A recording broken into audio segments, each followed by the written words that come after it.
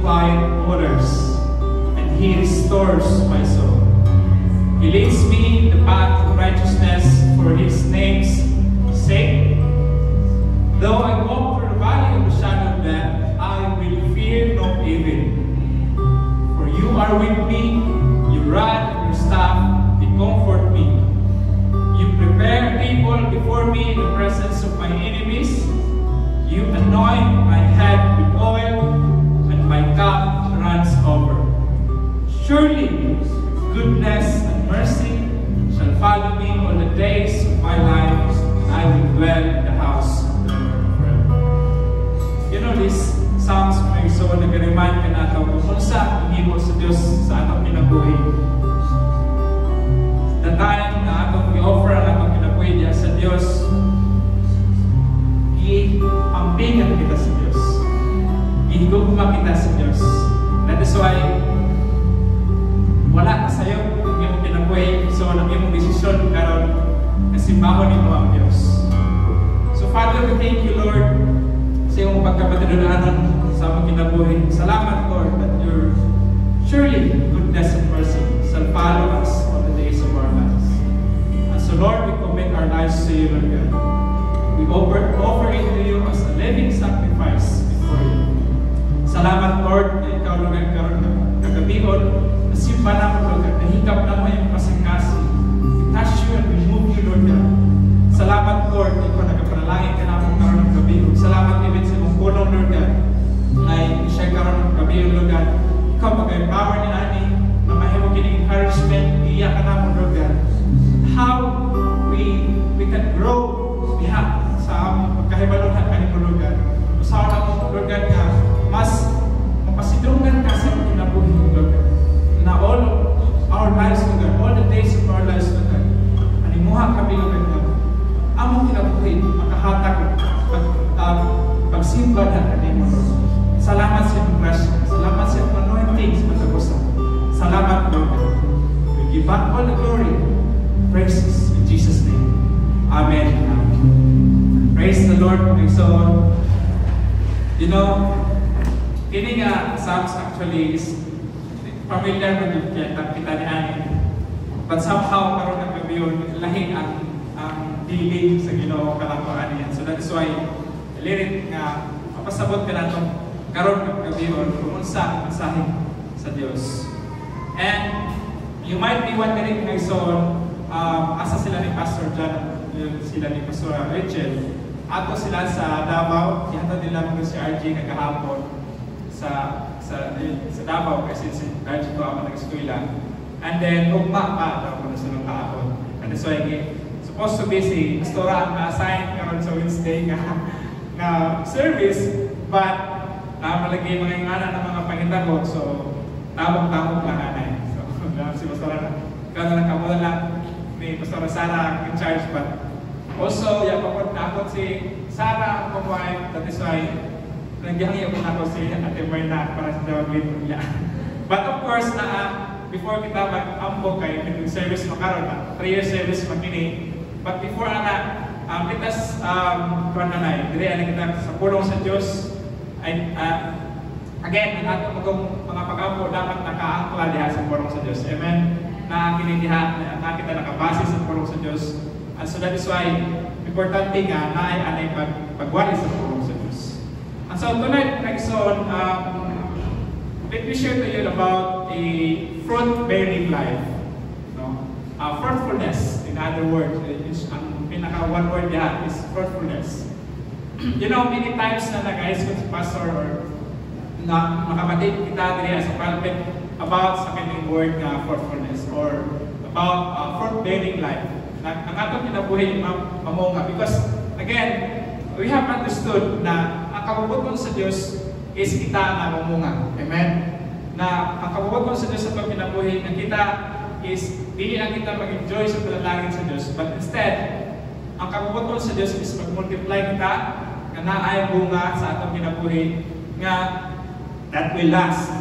Lampas sa pulong sa Diyos, fruit that will last.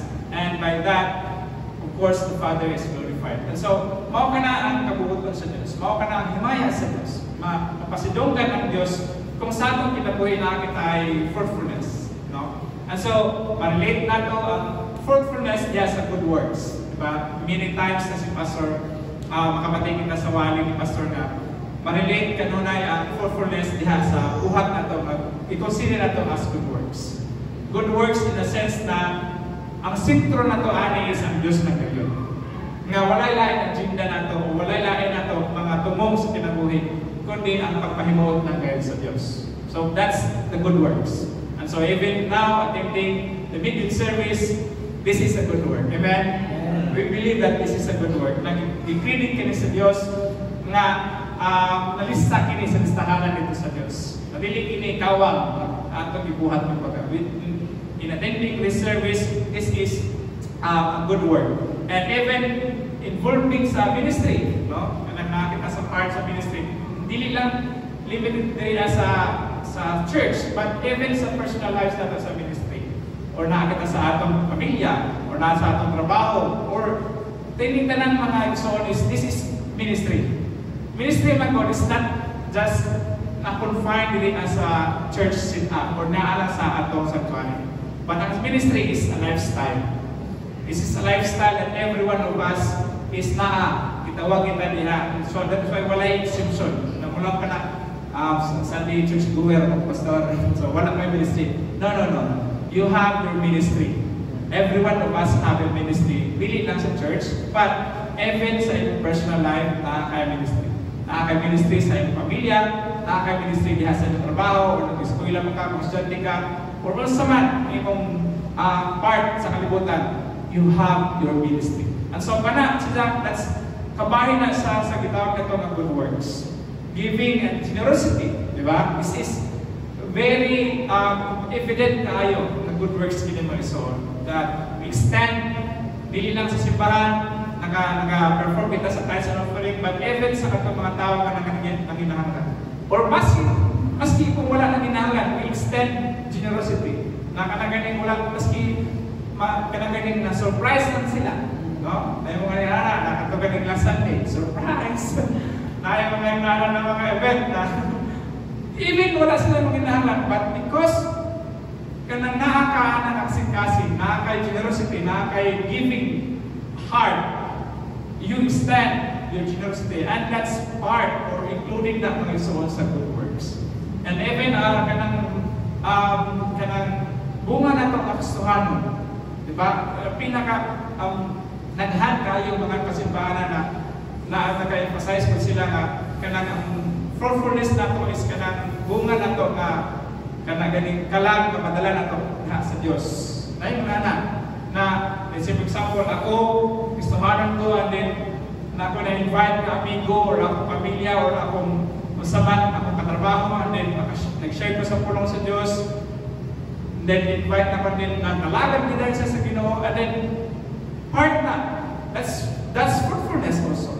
Na ang katong kinabuhi, because of your obedience sa Diyos, because of your good works, then part na siya sa fruitfulness ng pagkakas. So dagko or daghan area sa kinabuhi ng ison nga makalaw kita na pwede kita diha pamunga. Daghan kaya mas pito sa atong kinabuhi nga makalaw kita na fruitfulness is naa diha, evident or naa. So we can see sa ato example kanina that the fruitfulness is an outward manifestation or evidence or result, diba? So result na kini or evidence na kini na makita nato physically or kanang tawag ani masaksihan nato sa atong mga mata na really nagpabungahon ang kinabuhi nato or na ebidensya. So fruitfulness is in this sense is an outcome. Na-result siya. Gani, na-relate na to or pwede na ito ma-relate na po sa fruit pareha sa kahoy or kanang kahoy nga mamunga. Na makita na to ang bunga niya is it's a produce. Diba? Ang bunga is really na hinatag. Ang bunga is produce ka na ito. Fruit is i-produce out of the tree. So, sa atong kinakuha ng Isoon, we have to understand that fruits are not given. It is produced. it is produced. Kumbaga, out na sa usa ka si mangga. Ang mangga na bunga dili na kay wala tao nga nagbutang dito naghatag og bunga sa mangga dili. Naay proseso nga gigihan sa mangga nga kahoy nga out sa proseso then nakaproduce siya og fruit kumbaga. So same thing kana sa itong kinabuhi mga igsoon. Di ba alam mo familiar kaayo ang fruit of the spirit na sa Galatians. Sa ganitong mga fruit of the spirit, atay love, joy, peace, atay long-suffering, patience, kindness, goodness, faithfulness, gentleness, and self-control. Kini sila ng mga bunga igsoon, dili kini kay gihatag na. This is a result of a process. Naay proseso ani mga igsoon, naay kurba behind the scene ani. Naay process ani. That is why we come out na siya na produce or fruit. And so, mao ka na ating sutang karon mga igsoon, the process of the fruitfulness or the behind the scene of fruitfulness. So, kana ang ating sutang, say behind the scene sa ating fruitfulness nga. Makita na ito na pagmahon ang sa katao. Yes, evidence siya, pagpaparang man nato. But, unsay behind the scene ana? Kay dili man gud kay instant or magic ang fruit, dili. There is a process behind that. And invincibly or kanaganing grabe ang process ana. Sa punto nga, ma-amaze ako as I believe in this, grabe ang process di ay sa fruitfulness. Dili lang siya basta-basta di ay. So, kana sa karon ng kabiyon, mao kana ang kasgutan, the process of fruitfulness or the behind the scene of fruitfulness. So, makita pa nato ang produce, makita pa nato ang resulta, but what's behind the scene of that? Mao kana siya, ang kasgutan. So, diri sa John, book of John, chapter 15, verse 1 to 8. Mao kini ang main verse na passage na itong mga igsoon. So sa John 15, verse 1 to 8, nagalaw din ang purong sa Diyos, I am the true vine, and my Father is the gardener. Verse 2, He cuts off every branch in me that bears no fruit, while every branch that does bear fruit, He prunes, so that it will be even more fruitful. You are already clean because of the word I have spoken to you. Verse 4, remain in me, as I also remain in you. No branch can bear fruit by itself, but it must remain in the vine. Neither you can bear fruit unless you remain in me. Verse 5, I am the vine, you are the branches.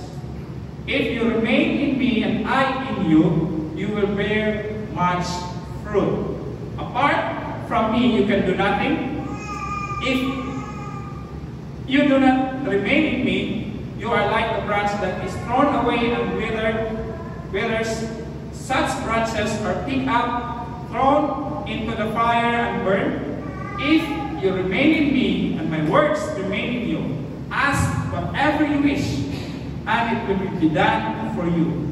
This is to my Father's glory, that you bear much fruit, showing yourselves to be my disciples.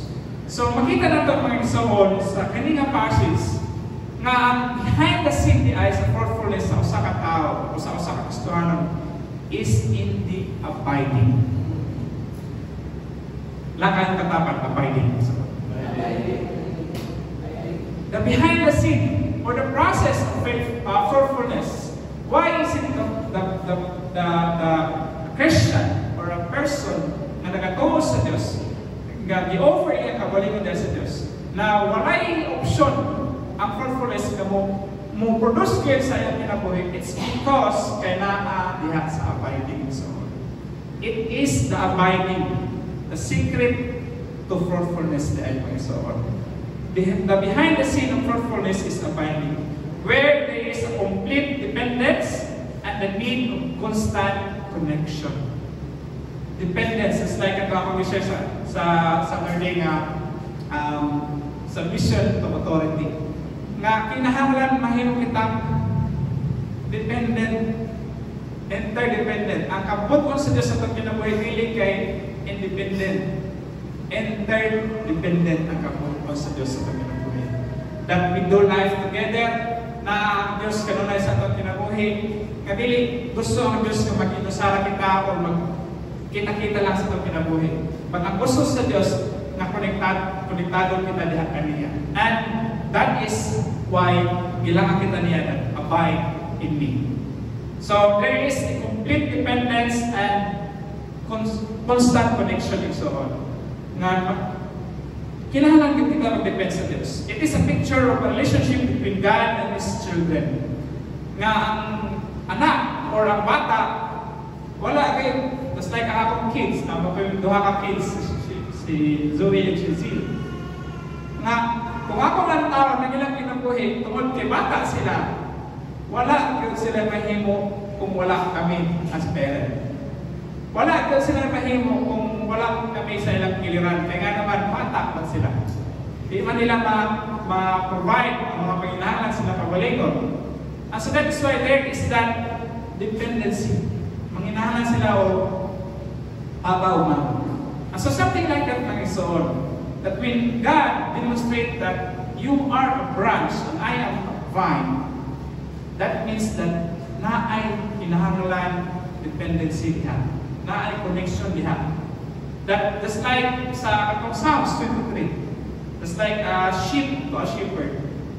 Nga ang sheep or ang tupa, dili kay kabuhi na mga ison na walay shepherd. Kay bulok sa tanang bulok ni na mga animals. As in mga ison, kung yung mga research ang characteristics ng kanang sheep, mahulog na sila kung may isa kaasa.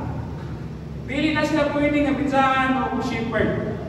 Kay sa hayag na sila na buko sa tanang buko. Ngayon, usahon ng mga characteristics sa sheep. Vulnerable kaayo, prone kaayo sa kaaway.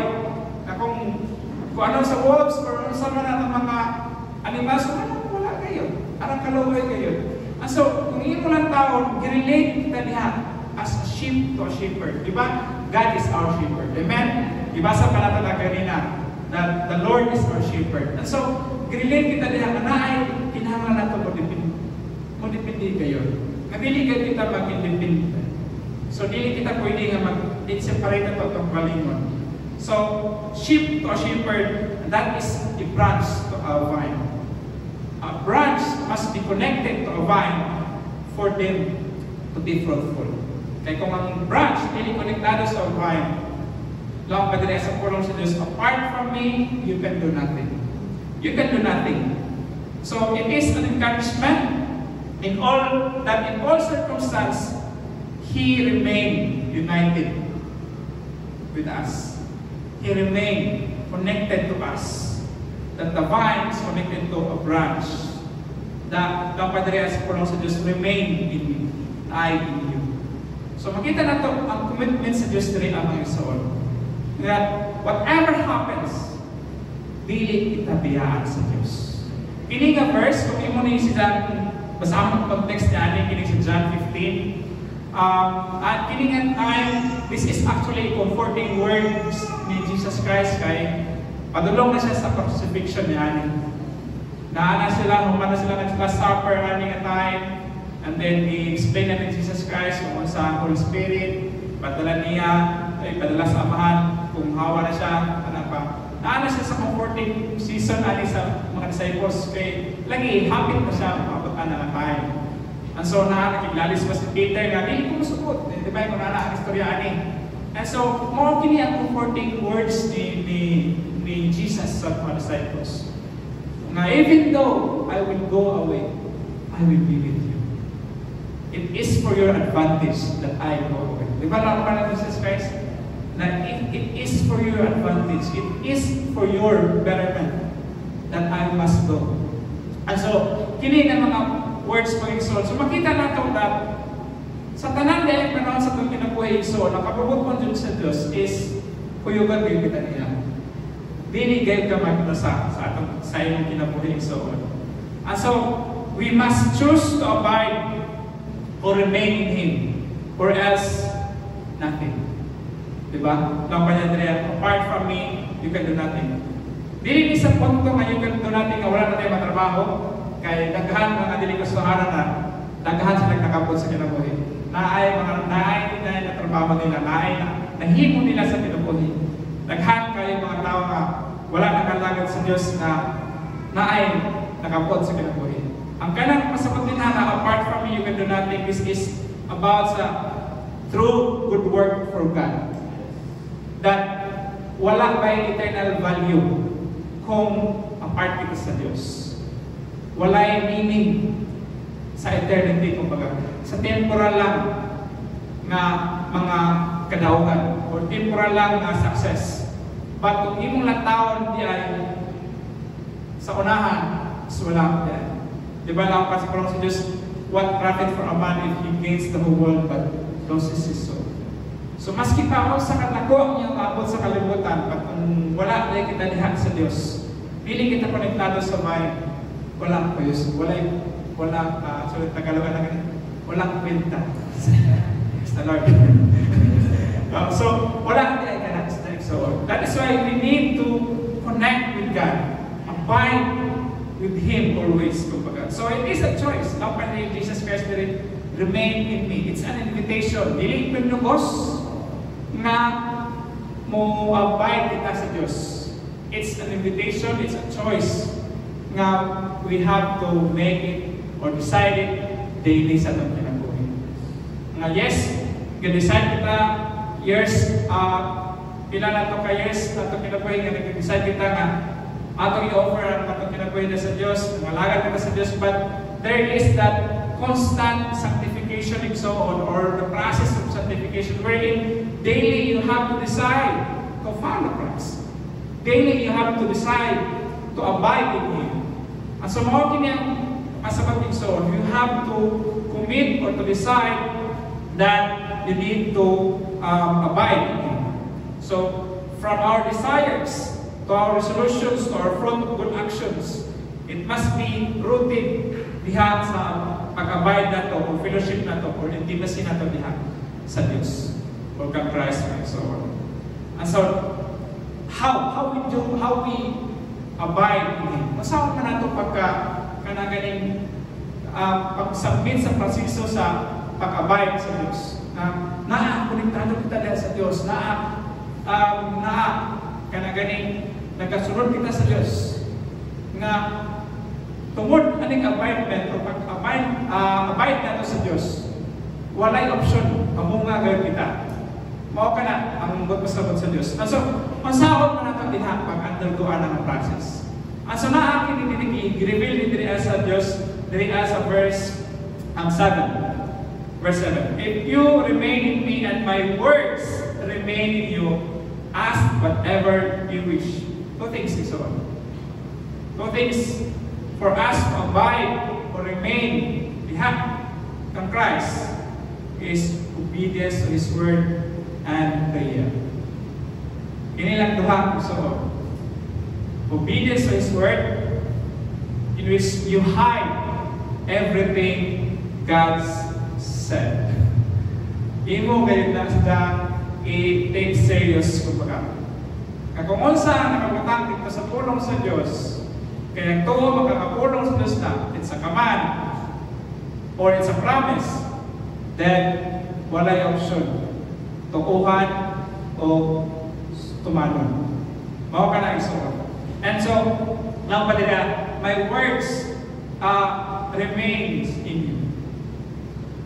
Pasawa man pagka-remain sa pulong sa Diyos itong kinabuhi by obeying the word of God.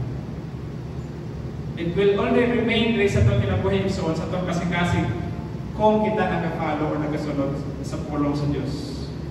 Abiding takes place through obedience and prayer. So, lang pa sa kanta, dili ko singer pero kanta na pagabay.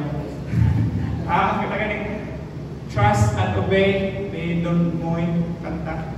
Trust and obey, for there is no other way. To be happy in Jesus. Ganyan na kanta.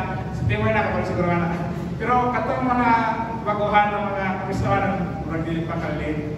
Pero Nagapaminaw mo maski mga old songs, kay dili ko sabot nga old songs ato sila. Still new songs to sila, ay mga fresh revelation. So that is why nagapaminaw ko maski mga old na mga kanta. So naa kanta, that trust and obey. That trusting comes from your moment of intimacy with God. Dili mo ka makasalig sa Diyos kung wala ka relasyon sa Diyos. Wala ka nagatuo sa Diyos, wala ka nagatamod siyang pulong, wala ka nag-spend niya na kanaganing na kay moment niya. Dili na ma-establish ng trust kung wala kay prayer life and so on. That is why kinahanglan kayo kita na naay prayer life. Naay pag-ampo sa itong kinabuhi, naay paghatag at piling sa panahon diya sa Diyos. Because prayer is a two-way communication ba yan? Whether it's you are reading the Word of God and then you are kanang imong isabot na siya, pinaagi sa palang Espiritu, and then you utter your request, supplication, or ano man, that's the two-way communication. Dili lang ikaw nag-sorte tanan ito sa Diyos, and then hangyo tanan, pero kay two-way communication man, you allow God to speak to you. Kung sa ang gusto niya ipagbuhat niyo. And so, that's mauna ang key, my soul, to abide in Christ. Obedience to His Word and prayer. In abiding, there is really fruitfulness. Kung mahimong kitang na konektado dahil sa Diyos, wala yung option, inevitable. Kumbaga, inevitable ang panitanos. I am inevitable, but fruitfulness is inevitable when there is abiding. When there is abiding, kung konektado kita dahil sa vine. Kaya kung dili kita konektado sa vine, maybe buhit ng tao, pero wala yung bunga. Ayaw may mga case, may soon. Kaya wala may nutrients kung flow pag taro. Wala may nutrients kung flow pag taro. That is why, kinahanglan kita sa kinikilaong na rin ni Jesus Christ. My words remain in you and ask whatever you wish. This is a prayer so obedience to His Word and then prayer. Nakakit kita yung pag-ampo. That's why midweek service every Wednesday kinadesign kininato na i-train kita nga pag-ampo dahil sa Diyos.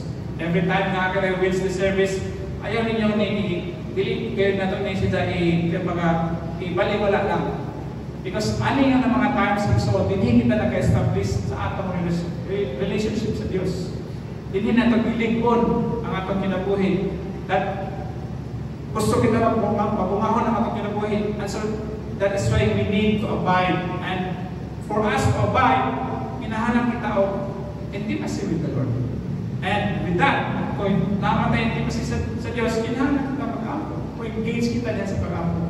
Kung engage kita diyan sa pagpaminaw siyang pulong, internalize siyang pulong, and then obeying the Word of God.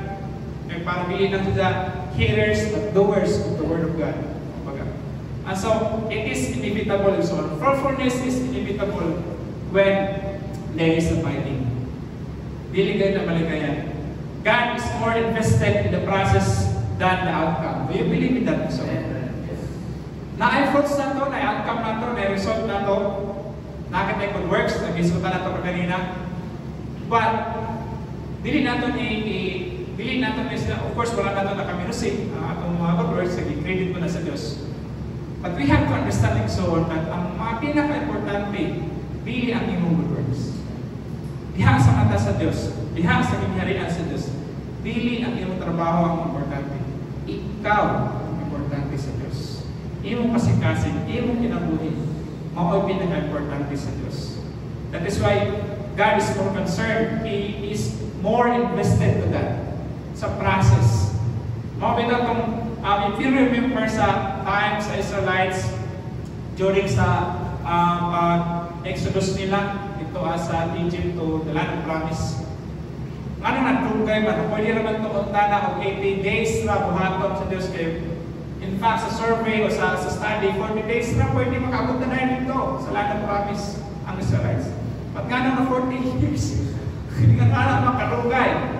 Because God is concerned in their hearts.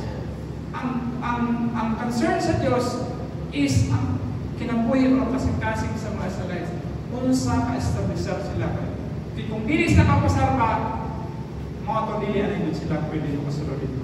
And so that is why sa atong kinabuhi, so we have to understand that in every area sa atong kinabuhi, dili, yes, gusto ang Diyos na kabumunga kita na resulta na ay fruit of the Spirit na to.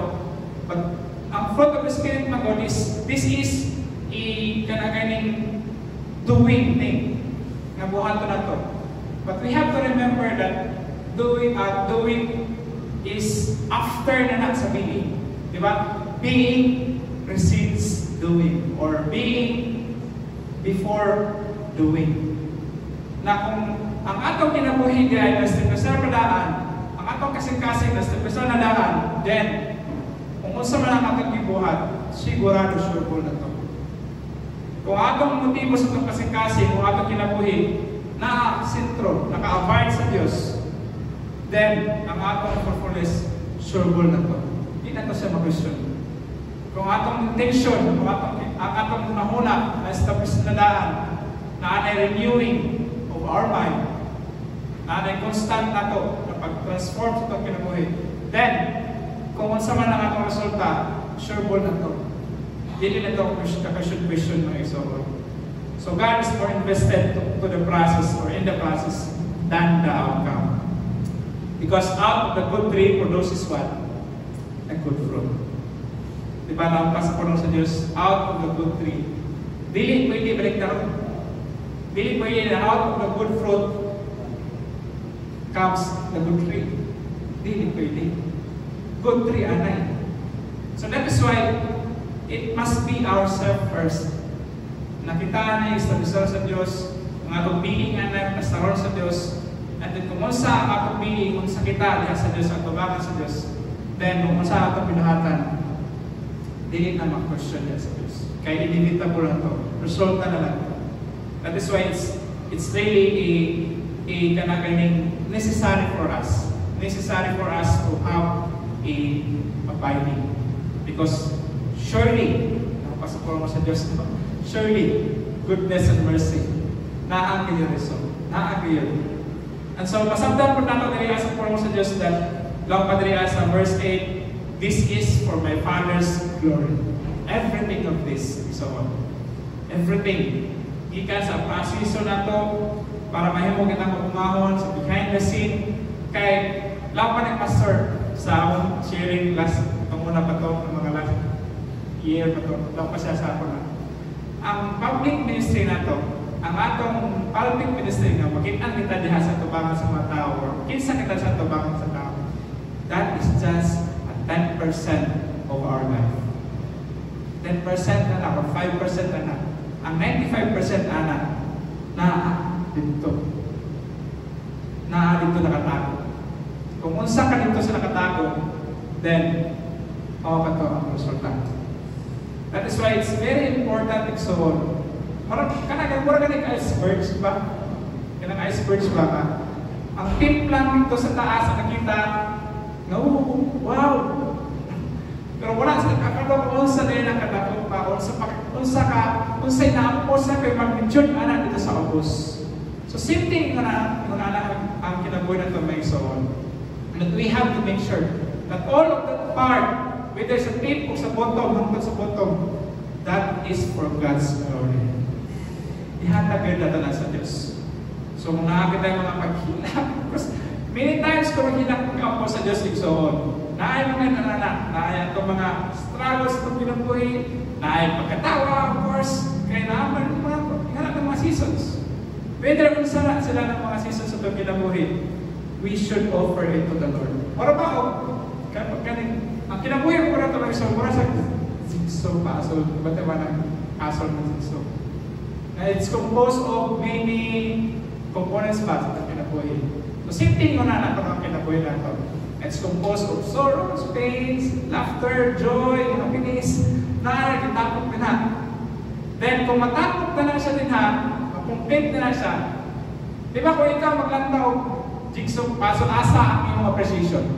Kung let's say, for example, makikita ka ang jigsaw puzzle na i-frame, then tawag na lang 5,000 pieces na sa tanan.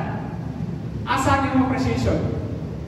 Asa ganyan yung appreciation? Kung makikita ka o big pasol nga naka-frame nila sa tabangan nga plastado ng awon kanya gana silang taon kay na-plastar ang pasol. Asa ang appreciation nito? Kung makita ko yung ang pasol ng igsoon, really ang ako appreciation sa pasol mismo. Asa ang appreciation? Adto sa tao nga nagpanay anak ng pasol. Adto sa tao nga grabe nagputi-puti na para lang ka ito pa-plaster na pasol na ang talagang 5,000 ka buo or 10,000 ka buo. Wala sige na mo ikaw matagan ng 10,000 up. Naapoy akong anak mo doon kayo. Tama lagi may kasil lagi yun. Nagitagaan sa piso pasol mas kabox. Bilang ni ka-pieces. Sus, pag natuan ako sa 1,000 ka po. Ay. Parang man ay kadagahan. Wala ka yung PVC dapat ang kaya. Wala ka plastar ang pasol. So, nga na mga igsoon na ang atong kinapuhiyas, we are a big pasol.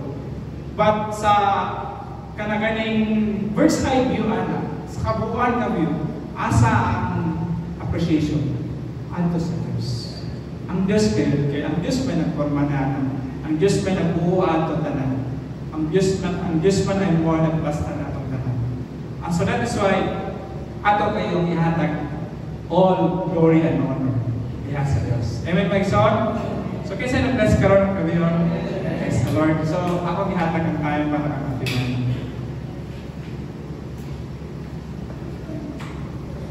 Praise God, hallelujah. So good.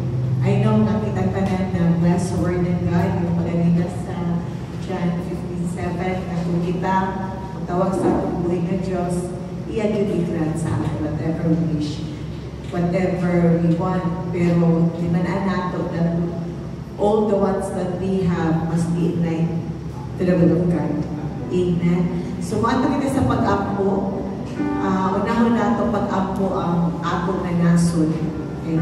Pasalamatan nato ang Ginoo sa successful election. Atong i-pray na ay maayong na resulta ngayon, na wala na yung problema.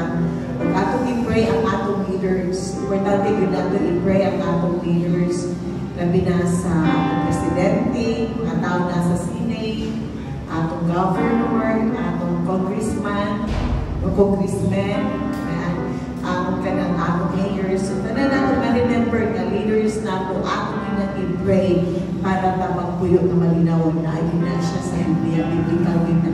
Importante yun na ato silang i-pray. So let us pray. Our Heavenly Father, we thank you, Lord, for your goodness. We thank you, Lord, for your loving kindness. We thank you, Lord, sa imong buwan sa aming kinabuhian. Salamat, Lord, sa imong tulong na kapahintulong ka na ako, God, na kami pinong mga sa imong presensya, ikaw ang buwan. So Lord, ako pinalakan mo ang aming nasun, Diyos. Ako pinapray ka, kaya ikaw din mga panalangin sa aming nasun. Ako pinapray ka, kaya ikaw ay mga panalangin dito sa aming leader, sa aming presidente, sa vice president, mga tao na nasa Senate, mga congressmen, mga governors, mayors, so God, mga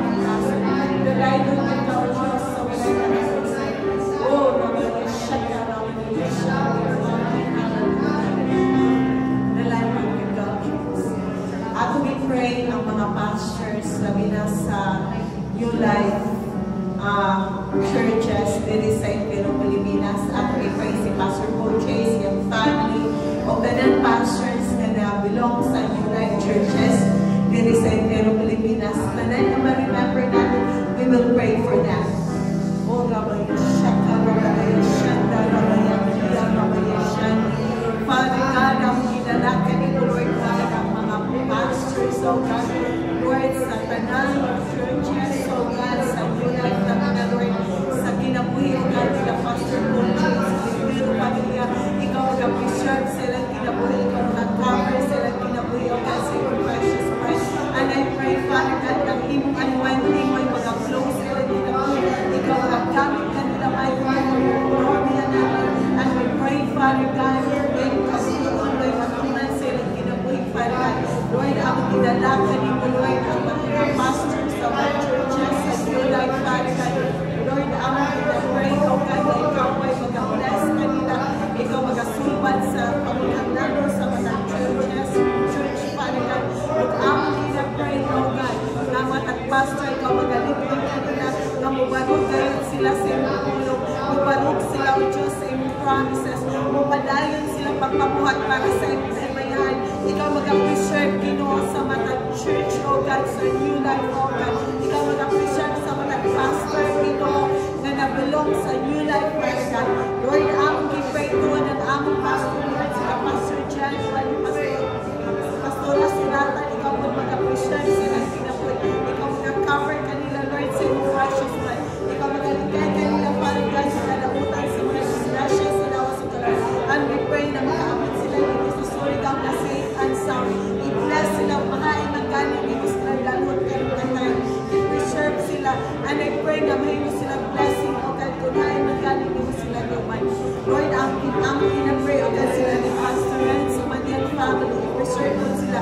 I-cover po sila, Lord, sa iyong precious one. Lord, salamat, Lord, sa iyong pagkuman sa matag pastor, O God, sa New Life Church. Oh, glory, hallelujah. Dalayin niyo ikaw, Diyos, mulay ka na pusa. Oh, Rabaya Shaka. So let us pray also sa mga ministry na naadili sa church. Ako i-pray ang naa sa children's ministry, naa sa media, naa sa usher, sa tanan ng ministry na na-involved in Hingan Church. Ako i-pray. Oh, glory, let us pray. Glory, hallelujah. Oh, Rabaya Shaka, Rabaya Shaka. Lord, I pray, oh God, ang matay ministry, oh God, na nilawin sa church, Father God. Ang pinapray, oh God, ang naa sa usher ministry. We pray for your blood covering to those who are committed to that ministry. We pray, Father God, na kanuna ang iyong glory. We pray, Father God, na kanuna ang paglasing kalipay sa pagpapalagan sa Lord.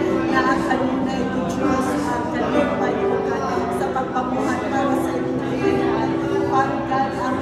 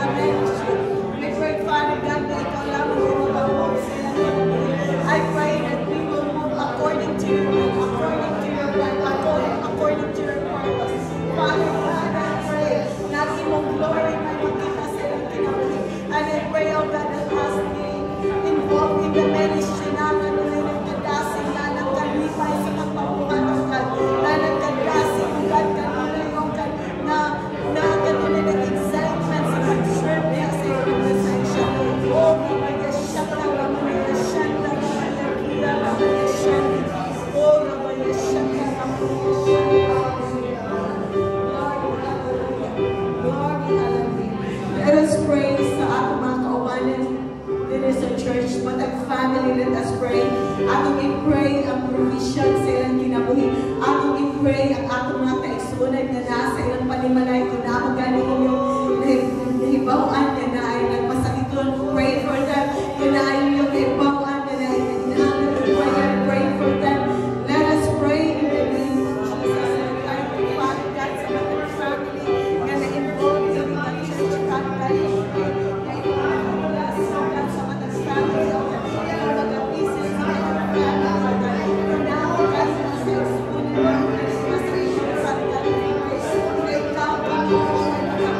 Thank you.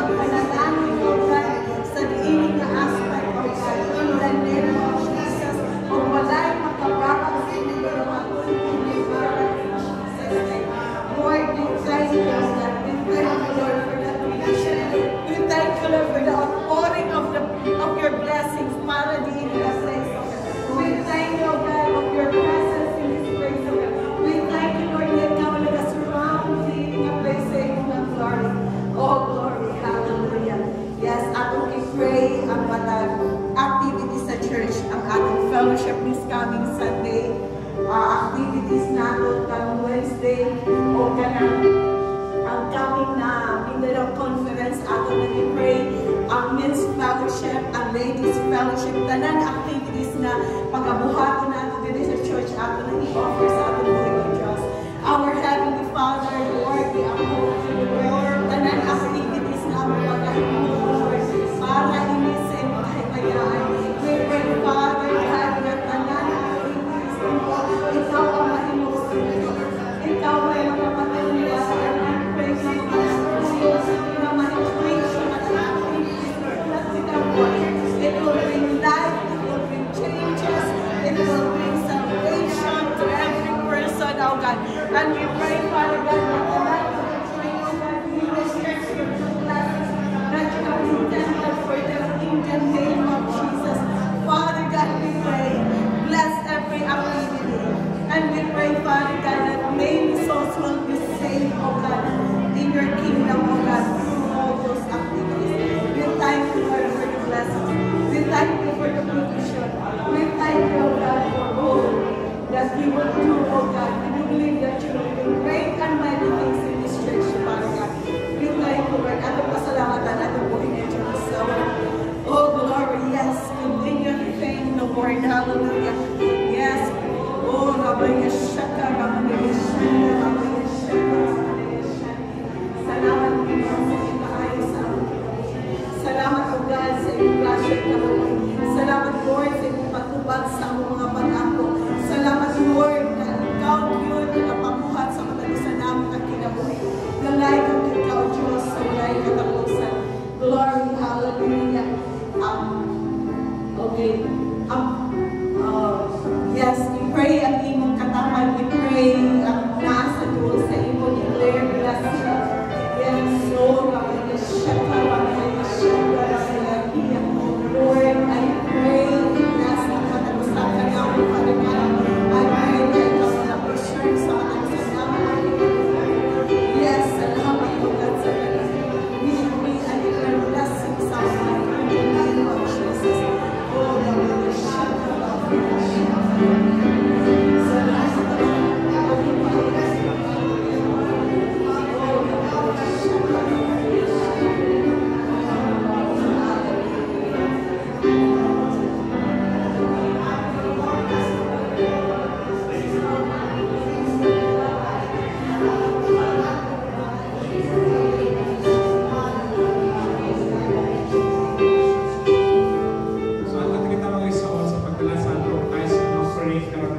let us pray.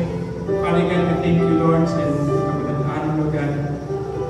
Ikaw, Lord God, na kapanalangin ka namin. Salamat, Lord God. Ikaw naghahatag ng opportunity, Lord God, na makadalangin kami, Lord God, ang panalangin na kanino, Lord God. Dinahagi, Lord God, sa tayo sa offering, Lord God. Kini, Lord God, iyong gamiton kini para sa expansion sa iyong pagkarinan, Lord God. Salamat, Lord God, and through this, Lord God, we will honor you, we will love you, Lord God. In Jesus' name, Amen and Amen.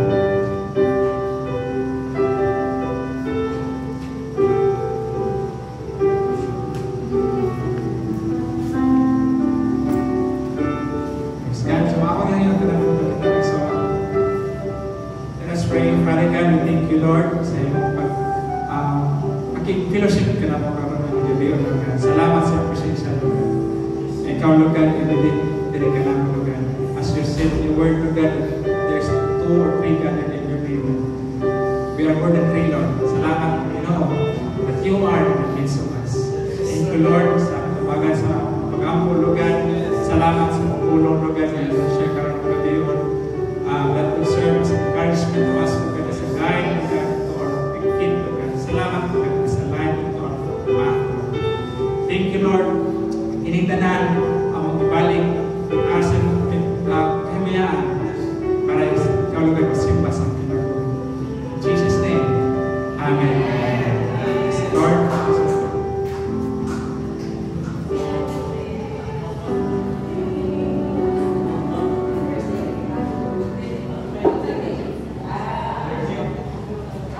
We have to